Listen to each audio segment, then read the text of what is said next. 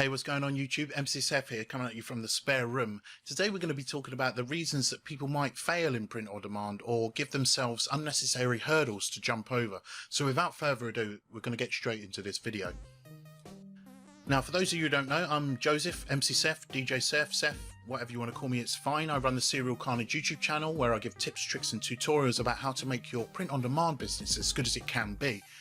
Now today we're talking about the reasons people fail and some of the unnecessary hurdles that people put in their place when starting print on demand. This is just going to be a talking head video, so you can actually minimize this one and continue doing what you're doing in the background, because I'm not going to be showing you anything on the screen other than my beautiful face.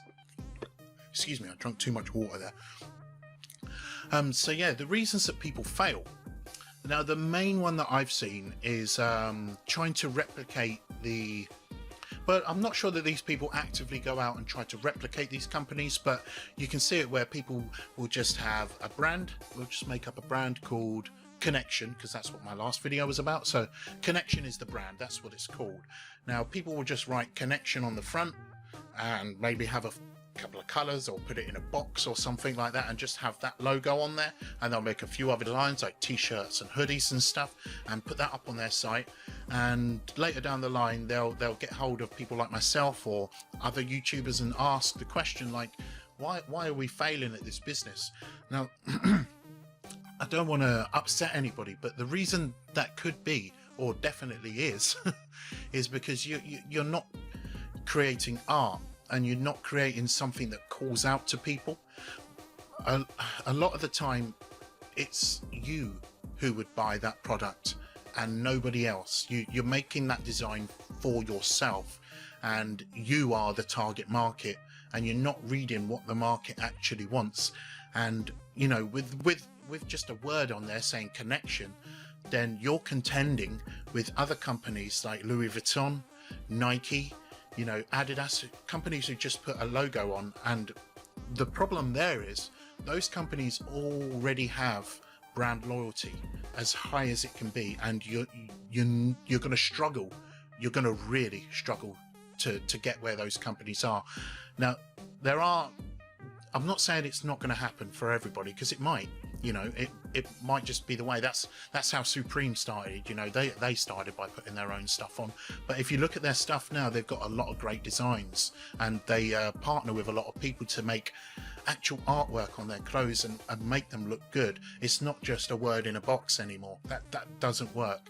That only sells to people with your own mindset. You might sell one to your brother or your sister or your mum and dad, but you're not going to create a loyal customer base, you know, like Nike has or Adidas has, because that's what they do, and they do it very well. You don't want to play that game.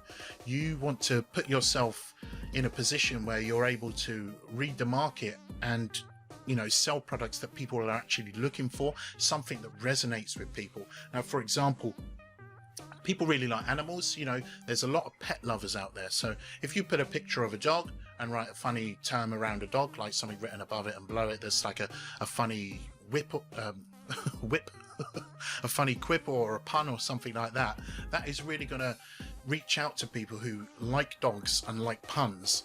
So you're targeting two audiences there, and someone who's in both of those audiences is more likely to buy that product than if you just had your Connection logo on there. Now, for example, my brand logo is Serial Carnage. Now, I can't expect to just put my Serial Carnage logo there, Serial Carnage underneath, and expect people to fall over themselves to buy that product, because they don't know what the hell it is. You know, I do have, it's a bit different for myself, because Serial Carnage isn't just a print on demand platform. It has quite a long background of being in the music industry, as you can tell by my name, MC Seth or DJ Seth. If you just go to my website, Serial Carnage, you'll see all the musical stuff that I'm involved with throughout the past, and I do have a very, very small following, and I could expect maybe 1 or 2 people to buy that t-shirt or that design. In fact, one of them has actually sold from RedBubble, but it was within my support network. It wasn't, you know, a targeted customer. And that's what you can expect when you're just putting your logo on things and you know, trying to be Nike. Basically, you're not going to achieve that. They've been in the business for a very long time, and you're going to have to jump over some fat hurdles just to get where they are. Some extremely fat hurdles. You know, you're going to have to build up connections with stores in the real world when life goes back to normal, and things like that. Whereas print on demand isn't that type of thing. Customers on print on demand websites are looking for something that speaks to them, and a logo on a shirt is not going to do that. Now, point number 2 would be just selling. I've made a video about this before, just selling one type of item. Now, these same websites that are trying to contend with the likes of Nike and Adidas and stuff, they will have the simple products: t-shirts, hoodies, maybe some socks, and maybe a jacket or something like that. It's not enough. It's not enough to entice your customers into. They can go out and get a white or a black t-shirt or hoodie for a lower cost than what you're charging on your print on demand website, and it's going to be the same quality. They're not going to have the logo on there, but they're going to have the main color. That's what spoke to them. The color of the item is what spoke to them. So if you're just having a logo on a white hoodie and they can go to Primark and get one for £15, guess what they're going to do? You've got to really step your game up by either using a print on demand platform with a super top-notch quality, or making a really super interesting design that really speaks to people. Now, I'm not a niche master. There is other niche masters on YouTube that you can go and look at who help you get into these different niches, such as pets and, you know, dogs and whatever the niche may be. I've got a couple of niche designs because it happens. It just happens. For example, I made a pun with a dog on it, and it's sort of a skateboarding niche t-shirt, but that just happened.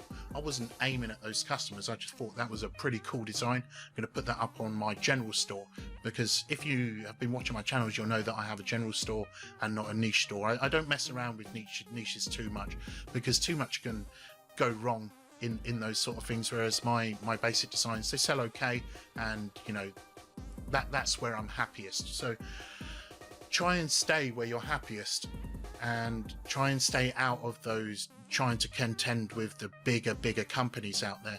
No, I'm not saying that in 5 to 10 years time that you're going to be up there with the likes of Supreme or any of those companies just selling logos on their stuff, but you're going to really have to push the boundaries, and you're going to have to start printing and paying for the stuff yourself to get it in physical stores when they open again, like I've said before.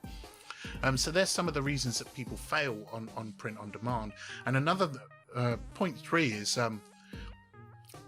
not selling products that everyone else is selling. Now, you've got your t-shirts, you've got your hoodies. I've mentioned this in the previous one before, but there's so many products out there. Like on Contrado, for example, there's 450 products. On RedBubble, there's 92 products. You don't have to sell t-shirts. Like, you can sell anything you want with your design on, as long as it looks good. Make sure it looks good, otherwise it's not really going to sell. That's another point that I put across in previous videos. Just make sure it looks good, otherwise there's no point of putting it on there. Even if it looks good, but you've got something that looks bad either side of it or on that same page, people might turn away from it. So just make sure all your products are looking good and as good as they can be, and don't be afraid to deactivate them if they don't look great, because you don't want to be known as that person who sells rubbish on their website. So they're like the 3 sort of main points that you may fail or put unnecessary hurdles in your way while trying to create your print-on-demand business and achieve success there. There are some things you can do to help yourself as well. Like, you can join Facebook groups, you can watch videos like mine, or Phil at TMG, or Jack Ingram. He's one I learned so much from when I started my print on demand business. Go and look at them guys and see what they're doing. Another one would be Lisa Irby. She's been in the game since like 2006, so she really knows what she's doing and what sells and what doesn't. And you can see that since 2006 now, it's 2021, she's been in the game for a long time, and even I think she would admit that she's nowhere near as successful as what Nike or Adidas would be by putting logos on. That's something that she doesn't do. So don't do that, and just go and look at these people and see what they're doing. They're open to giving you all the information you need. So with all that said, if you're sort of getting any benefits from my videos, please like or leave a comment down below. I like to heart and reply to the comments in detail, because I'm a fairly new YouTube channel at the moment, so I get the time to reply to all of your comments in as much detail as I can. And if you do like the channel, please subscribe as well, because it also hints to the YouTube algorithm, you know, to send my videos out to new users who might benefit from the content as well. So if you do that, I'll be very, very happy. So with all that said, good luck in your print on demand businesses, and don't make those mistakes. I'll see you soon.